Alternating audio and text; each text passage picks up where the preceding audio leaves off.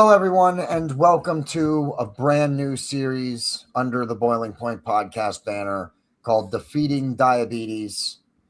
And the main star of the show will be Pastor Gavin Whitcomb Sr., and I will be nothing more than the host to help him open and close these and maybe ask a few follow-up questions. Episodes are always better as a discussion than when you're doing one solo.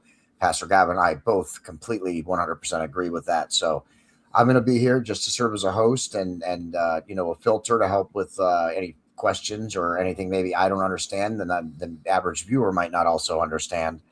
So especially about diabetes, because I am not well versed in the topic of diabetes at all. And that's what the series is going to cover. Pastor Gavin, before we get into some of the stuff that you had planned for this episode, and I'm probably taking maybe some of what you were about to open with. But how long have you had diabetes? When were you diagnosed? Okay, I've had type 2 diabetes about 15 years now. 15 years. And now you said yes. Type 2 diabetes. Type 2, yeah. So let me explain what diabetes is. There are two types. Please. There's type 1, which type 1 is usually caused by an autoimmune condition where your immune system attacks your pancreas, then you no longer are able to produce insulin. If you don't produce any insulin, eventually you'll die. So now, in our day and age, we have insulin that they're able to make, and then people inject it, and that keeps them alive. And usually that happens like to an adolescent. When a young man or young lady, when they reach adolescence, it usually occurs then. For example, I've had two cousins that got type 1 at that age. But then there's type 2 diabetes, and that's a condition where your blood sugar is higher than normal. And usually the reason is because for some reason the insulin is not working the way that it's supposed to. And here's why this is important. John, let me just say this. I'm not a doctor, and we're not giving medical advice. I'm just sharing what I've learned and my understanding. My degree is in theology, not medicine. But these are things that I've learned in my observations and conclusions based on what I've heard doctors and scientists say. So let me just preface it with that. But now with type 2 diabetes, which is what I have, from what I understand, like about 50% of the U.S. population either is type 2 diabetic or they're pre-diabetic. In other words, they're on their way there. And they may not know it. And in fact, most people do not know it. I didn't know it. But here's what happens. Insulin is a hormone that your pancreas produces, and your body uses sugar as fuel. And so the sugar that's in your blood, there are different kinds of sugar. It's referred to as glucose. And so in order for the glucose to get from your digestive system in your blood into your cells, there are receptors in your cells that have to open up to let the glucose in. So insulin works as like a key that unlocks the door and opens up your cells so that the glucose can go in and continue to supply you with energy. Well, with some people, for one reason, and we'll look at some of the reasons of the cause, the insulin doesn't work as well. So you have insulin, but it's not, the cells just aren't responding. And some people think that maybe it's because you've had so much insulin because of your diet that the levels are higher, so your body doesn't respond to it as well. So what happens is if you have type 2 diabetes, eventually your blood sugars rise, and they're higher than normal. And high glucose levels or high blood sugar levels over an extended period of time will destroy your lungs. I meant to say your blood vessels and your nerves. So, your nerves and blood vessels are destroyed by chronically elevated glucose levels. So that's why it's so bad. So sometimes I jokingly say, well, high diabetes, high glucose will destroy your blood vessels and your nerves, but other than that, it's pretty harmless. But Yeah. so here's what happens. Okay, if your blood vessels get destroyed and damaged, then your kidneys don't work like they're supposed to. Then you have to go on dialysis or you die. And another thing is that if your glucose levels are too high, it can irritate your blood vessels and cause heart and cardiovascular disease. Now, it also affects the nerves. So some people, they can't feel their feet anymore. And from the blood vessels having high levels of glucose and insulin, the blood vessels get destroyed. So you lose circulation. So some people, they have to have their legs cut off Yeah. or their feet cut off. And then it also can affect the brain to where you develop dementia or Alzheimer's or, cognitive decline. And then, the blood vessels in the eyes can be damaged. So you can go blind from diabetes. So, like, there are all kinds of things it's really bad for you. So for people to just ignore it, that's a sad mistake. Yeah. Now, here's how I found out I had it. I've always been interested in health and nutrition and physiology and that sort of thing. So I about 15 years ago I had some health and nutrition publications that I was reading. They were saying that a lot of people have they're pre-diabetic and they don't even know it. Yeah. So when you go to your doctor, typically a doctor would check your fasting glucose level, and that could be normal, but you still are developing diabetes. So the way you would detect if you're developing it and you don't know it, because there wouldn't be any symptoms, is to have your doctor test your HA1C test. Okay. Okay, so the HA1C is hemoglobin A1C tested. It measures how much sugar is in the hemoglobin of your blood. So your HA1C will give you a general overall 3-month glucose average rather than just that morning.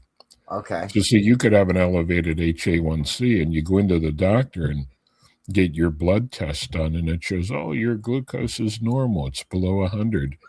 But yet at other times it could be higher. So I said to my doctor, hey, I was reading about an HA1C.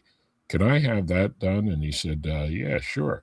And I found out that I was pre-diabetic.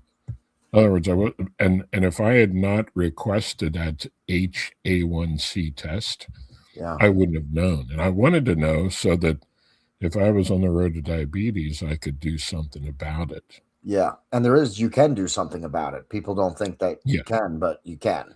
Yeah. Okay. So me, for example, I learned how to deal with it, and because I've learned how and taken steps, I don't really have. I've had this for 15 years approximately, and I don't have complications from it. At least not that I know of. I mean, I still have good circulation in my limbs. Yeah. My feet and legs are not numbed out. I don't even wear glasses except for like if I need them for a far distance. I have a weak pair that if I'm like deer hunting or something like that to see far away. But no, I can drive fine without them.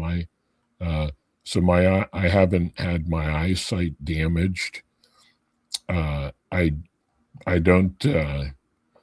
I don't think I have heart disease because my blood pressure is normal.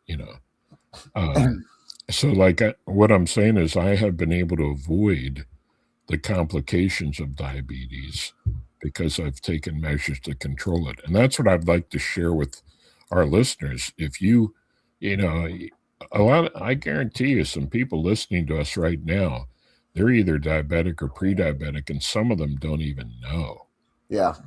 You know, I think I might be in one way or the other, whether it's low or high. I'm not sure, but next time I go to my doctor, I'm going to be, you know, having him check all that and stuff. Because Yeah, have them test your HA1C. Yeah, yeah, yeah, and that'll my mom too. check Actually, in that. fact, that might be an episode we do later because a lot of the symptoms you just described, some of them my mom has. So Hmm. I think that might be something that she needs to look at. That may be where some of her problems are coming from, actually, too. Could be, yeah, because I don't want to give detailed medical information, but I know some of her relatives that are diabetic. I know, so yeah. Well, here's the problem, and I think my understanding is this is what's causing a lot of diabetes in like our society, and it's not only here in America but different places in the world. Yeah, There are, when it comes to nutrition and what we eat, you have what are called macronutrients, but then you have different nutrients that are lower on the totem pole. But the macronutrients are the three main groups of nutrients. So you have protein, fats, and carbohydrates. Okay, so they're the three macronutrients, the three big groups, right? yeah, So we all need protein. Our cells are built from protein. If we don't have protein and we don't get any, our body will start to use up the protein that's in our own muscles, and then eventually we die. yeah, And fat, even though fat has been demonized in our day and age, fat is a macronutrient and we have to have it. yeah, If you have absolutely no fat in your diet, you'll die eventually. Your body needs fat. Your cells are made of fat. So we need protein and fat. Now, carbohydrates, um, people used to think that you have to have yeah. carbohydrates to live. But the reality is, I listened to Dr. Sarah Holberg. She's dead now. She's no longer alive, but she gave a TED talk where she described how uh, carbohydrates are not actually a required nutrient. Like, it's true that your brain needs some glucose, but your liver can make it. It's called gluconeogenesis. Your liver can make glucose if you have to have some for your brain to work. But so, in other words, you could eat just protein and fat and no carbohydrates. Now, carbohydrates are not so much bad in themselves, but in our modern diets, and because of the abundance of food, we get too many carbohydrates, and especially the wrong kind of carbohydrates. So let me When explain. Yeah, yeah, that's what I was just about to say. Could you explain, what the difference between good and bad carbohydrates, and maybe where some foods where we can get the good and avoid the bad? Right. Okay. Well, first of all, let me explain what carbohydrates are. You can see in the word carbo, that's carbon, and hydrates, hydrogen, carbon and hydrogen in different configurations that make up sugars and starches. So, I don't know if you remember this from chemistry when you were in high school, but the chemical formula for table sugar, that white Is NaC granulated powder. NaCl? Yeah, that's sodium chloride. That's salt. Uh, Oh, what did you just it's say? uh, table sugar. Table Yeah, sugar, not table yeah, salt. Yeah, so I right. just gave see there. So there Yeah, you go, everybody. yeah. C6H12O6. So carbon, hydrogen, and oxygen. See, carbohydrates, carbon.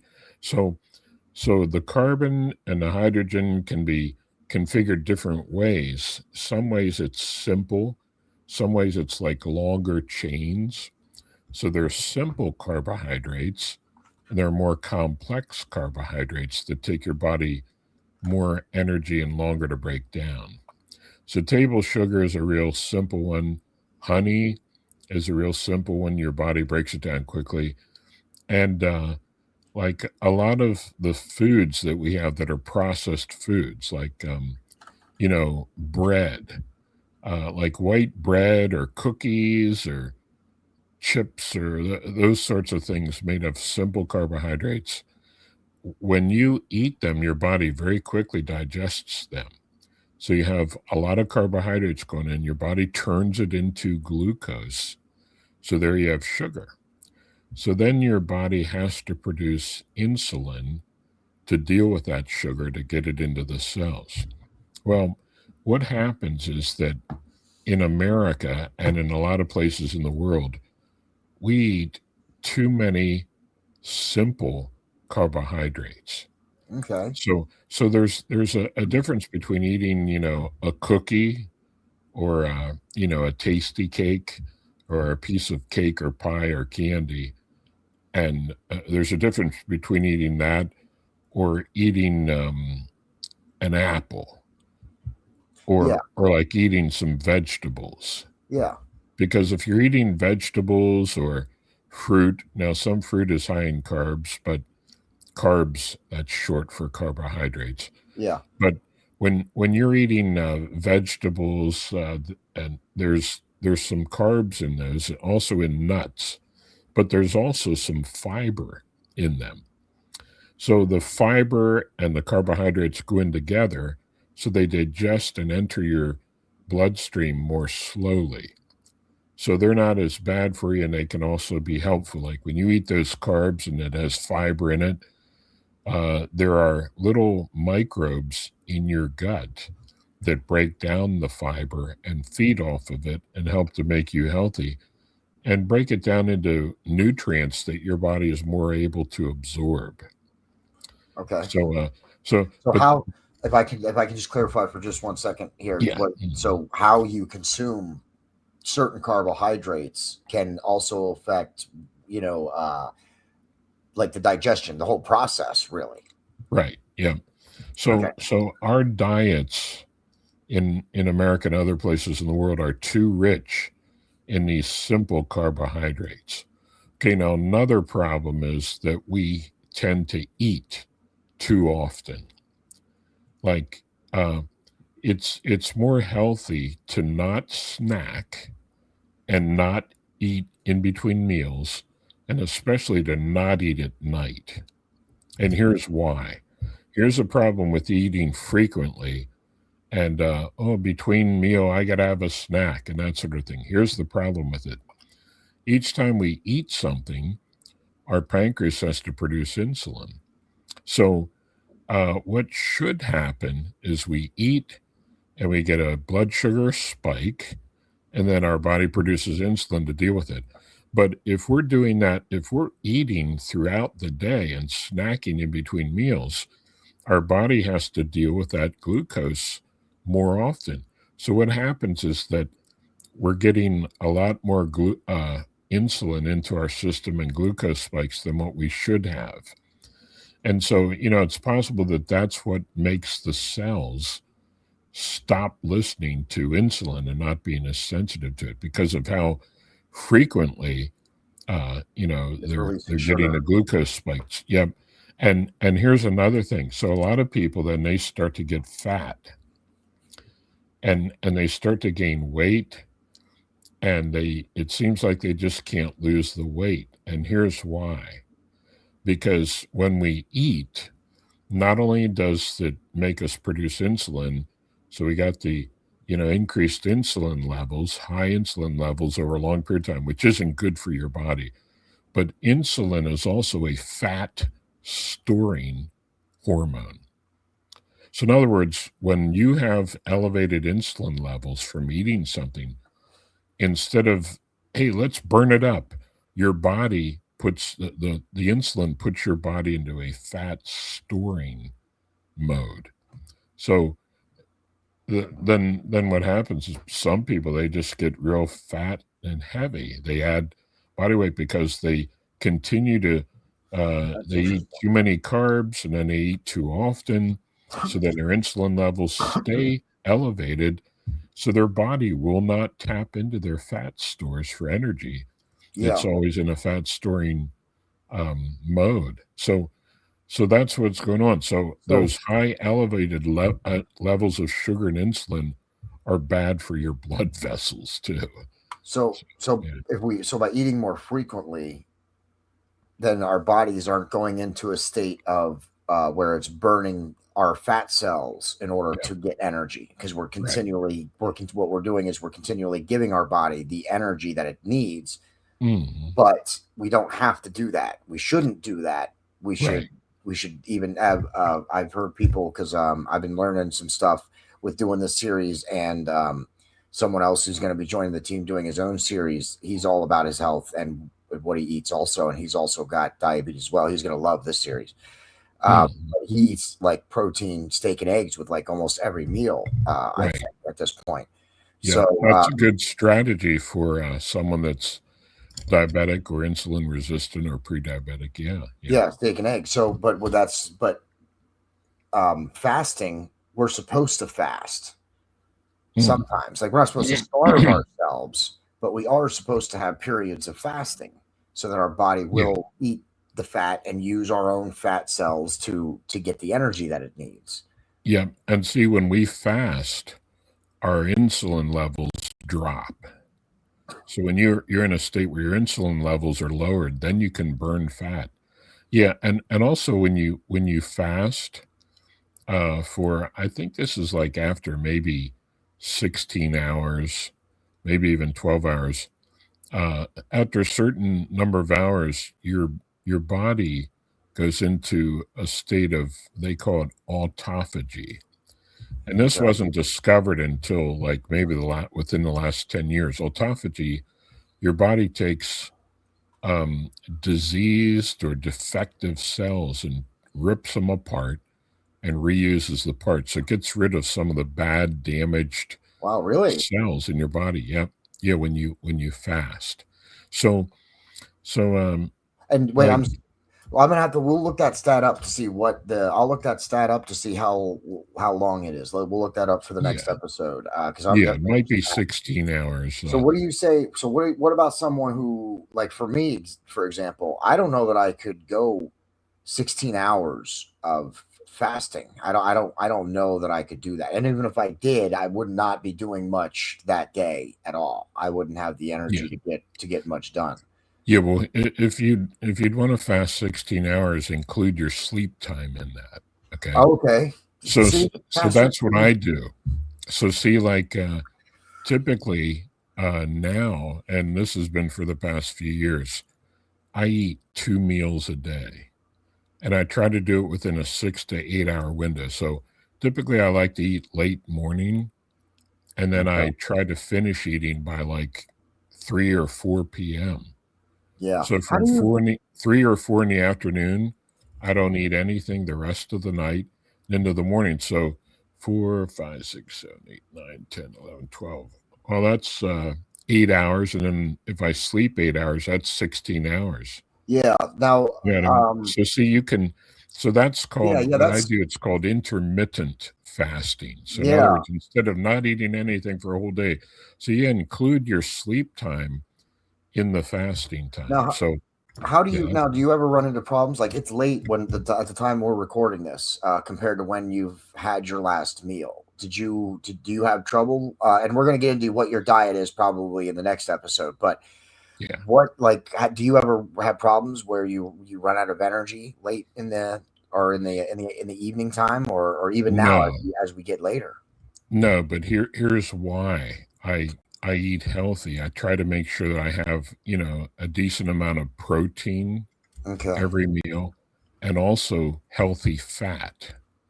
Because if you eat fat, then there's something about eating fat that has it gives you a sense, and protein, it gives you a sense of satiety.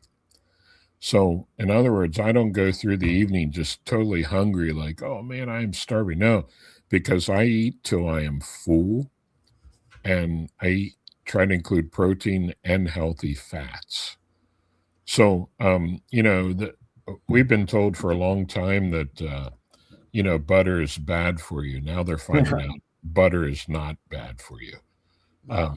In fact, if I could just tell you what the healthy fats are, the healthy fats would be animal fats, coconut oil, real genuine olive oil. But what are unhealthy fats are refined seed oils, like um, canola oil, peanut oil. Yeah, my understanding is if you have peanut oil that's in like natural peanut butter, or it's just peanuts, it's okay. But the Okay. kind you would buy that would be refined, or soybean oil, and those refined oils, Yeah.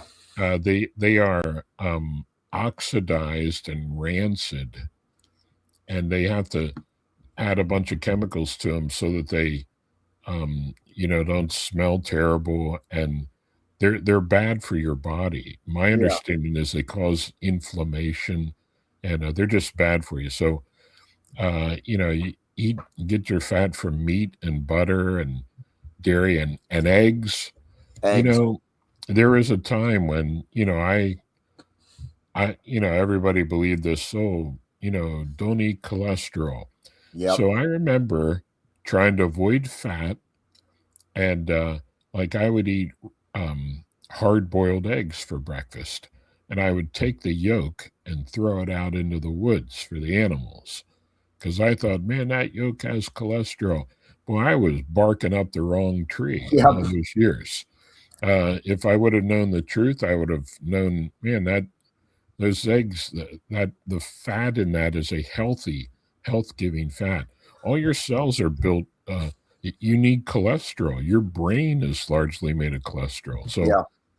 uh, yeah, it's more avoid the bad kind of fats. But to answer your question, I don't run out of energy because I guess your body adapts to being able to burn fat, and so like the So then, the because term for it is that it becomes adaptable where you can burn glucose or fat. But my diet is a low carbohydrate diet.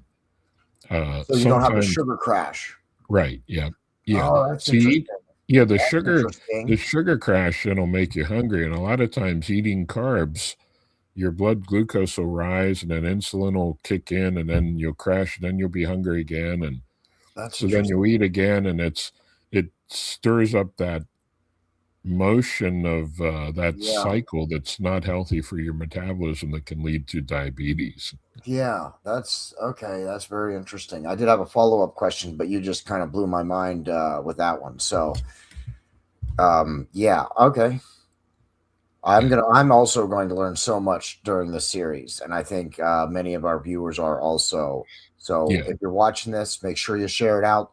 A little teaser for the next episode, Pastor Gavin. I want to, and this is just for me, but it's also going to be a teaser for everybody else. What is the best way to consume an egg?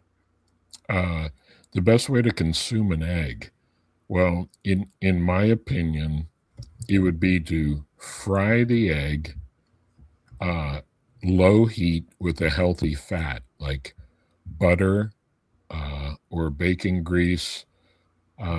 Or I use this stuff. It's called ghee, Ghee. It's clarified butter. They take butter and they heat it, and it removes some of the moisture. And anyway, but it's really good for you. So Okay, I like to fry eggs in that. That would be my opinion. But okay. when you make food with real extremely high heat, it can produce things that are not good for you. And so like, for example, if you're grilling burgers on a grill and they get burnt, that black stuff Yeah. can be carcinogenic. And some foods, some bad things can take place within them chemically if they're heated to real high temperatures. Okay. So, So so yeah, that lower medium I temperatures. well, this is what I've learned. Okay, the white of an egg, Yeah. you get the biggest nutritional bang for your buck if that white is fully cooked. But you get more nutrient availability from the yolk if the yolk is not fully cooked. So the So best it's way to yeah. make an egg is to make sure your white is cooked, but your yolk is not a So you're dippy saying egg. a dippy egg? Yeah. And for anybody who doesn't live in Pennsylvania or in the Northeast here, because I'm pretty sure that's something that is around here, a dippy egg is an egg that Pastor Gavin just described, where the white is cooked all the way through, but the yolk is not. So that, and most people, I mean, Pastor Gavin does not, but I usually dip toast in my dippy egg. I know Pastor Gavin doesn't now because he's changed his diet, but I that's, I used mean, to. Yeah. yeah, but I Yeah. mean, dippy eggs is a staple of meals here in Yeah. Pennsylvania. So So I what think I that do is I fry them and then I flip them over, enough to get the white done and that little bit over of white easy. on top of it. I Yeah. guess it would be more over medium because if you go to a Yeah. restaurant, you over order easy, you're going to get a snotty white runny egg, Right. Yeah. and that's not what you want. Right. Yeah. So, when I found out that I was pre-diabetic, I had a good doctor. I wish he was still my doctor, but he moved to work in a hospital somewhere. So, but he told me you need to avoid sugar, bread, pasta, and rice. Now, there Ah, were more things you need to avoid, but he told me, that they need to yeah, go from your diet. See, here's the thing: when you eat bread, now it's worse with white bread than whole grain bread, but when you eat bread, it turns into the same thing as table sugar. yeah. It so really, What about wheat um, bread? uh, yeah. Now, whole well, if it's Not whole grain. wheat, I'm asking about because there's grain bread. yeah, But I personally don't you really care for grain bread because I don't like the pieces of grain in the bread. I have bad teeth, so I don't yeah. really like the pieces of grain in my bread. But what about wheat bread? Okay, well, there's wheat bread that's made out of wheat, which most of it is are whole wheat bread. Now, that has some fiber in it. So that would be probably a little gentler on your blood glucose levels, but uh, So it should really, be eaten within moderation. But here's one thing I've learned. Suppose you say, well, I'm going to eat some carbs anyway. The best way to do that is to have them at the end of your meal because we learned that if you eat, okay, okay, say you have some salad or vegetables and you eat them first, you're going to get some fiber. And then you eat your protein and your fat. That protein and that fat is going to slow the digestion of the carbs. So if you're going to eat some carbs, the best time to eat them would be at the end of your meal. at the end of the meals. Yeah. Okay, interesting. That is also very interesting. Yeah. Okay, this has been learning. I think we're going to learn a lot more. Do you want to keep going, Pastor, or do you want to wrap this Uh, first yeah. episode up? Let's wrap it up, and in future discussions, I'll show how you can really overcome this and Yeah, win against it, that's or at least have a chance of having it under control and not ending up with the have you on bad insulin. side effects and Yeah, complications. or Yeah. even ending up on insulin potentially. There are Right. ways you can Yeah. combat it naturally without having to go right to, Right. insulin and pills and stuff like that. Yeah. There's things you can do, and that And is going I've to be the never overall. taken insulin. Yeah. Yeah, and that's going to be the overall point of the series is teaching people, how to live with it if they have it, how to live with it if they're pre-diabetic, and how to avoid it if you are neither of those, so that way you don't end up that way in the future. Yep. And please Especially, don't ignore it. I'm telling our listeners, please, if that's the case with you, do not ignore it because it's not really about how long you live, but the quality of life. yeah, And it's going to be a slow, debilitating killer in most yeah, cases if you don't do something to control it. So that's what we want to help you learn and educate you to enable you to be able to beat it and yeah, defeat it. and I think we set up the second episode excellently. Where we can talk about some of the foods Yeah. and stuff that you should Yep. eat and not eat, and we can go into a little bit more into the good carbs and the bad carbs. So Right. yeah, episode 2 is going to be about a little more about the food that you can have, what to avoid, what to eat. Maybe we probably will get into how to prepare it, what order to eat it in, because as Pastor Gavin has just taught us in this very first episode, that all of that can make a difference. Right. Yeah. So, and I'm sure that there's people that didn't know that. I never even thought about the order that you eat things in ever before. So that's an Mhm. interesting thought process there. So This is going to be a very informative series. I think a lot of people are going to learn a lot, and we're going to try and get it out to as many people as we can. So make sure you share it out. Tag somebody who has diabetes or who is a pre-diabetic, or tag somebody that maybe you're concerned for, or just tag somebody just to tag somebody so that we can continue to get the word out there. Because our information, the information and the episodes that we share only are going to go as far as the people who consume them and then share them out further. That's how social media works. So, as I said in a previous episode, when I was talking about the craziness of social media, you remember you're a consumer. Use your reactions, use your comments for content you enjoy. Stop wasting your comments, stop wasting your time, stop wasting your reactions on the content you don't like. Spend time commenting and liking on the content you enjoy. That's good advice. Yeah, that's part of being a consumer in the online social media world, because where everybody is a creator. You control who gets the most views with your own reactions and your own comments. So avoid that self gratification to tell somebody to go screw themselves, and go comment on the person who did an episode that you enjoyed doing. And not only does that better for the algorithms of social media, all of the algorithms, it's also better for your own personal algorithms. And it's always better to spread positivity and kindness over negativity and destruction. Am I right, Pastor? Mm-hmm. Oh yeah, yeah. So, diabetes and more on this series with Pastor Gavin, called "Defeating Diabetes." Something that can be done. Look for episode 2. It's going to be a great episode. We don't know how often we're going to release these yet, so I can't say. It may be a week, it might be 2 weeks. We're not sure yet. We're just putting it together and starting to film the episodes. Pastor Gavin, until next time. Oh, and stay tuned. Eventually, we are going to get to the New Testament survey. Don't think that has gone anywhere. That is absolutely still going to be happening. So right. if it's not out at the time you're seeing this, then stay tuned, because it will be out soon. And make sure you follow us. Hit the comment. Hit the like button. Pastor Gavin does the music for his series, so check him out. And what is it? Facebook.com/mooresmountain.church is his Facebook page. If you want to try and follow him there, and you can always follow the Boiling Point podcast. I always share out his stuff. And then, of course, he's on YouTube. Just search for Gavin Whitcomb Sr., and you will be able to find him on YouTube as well.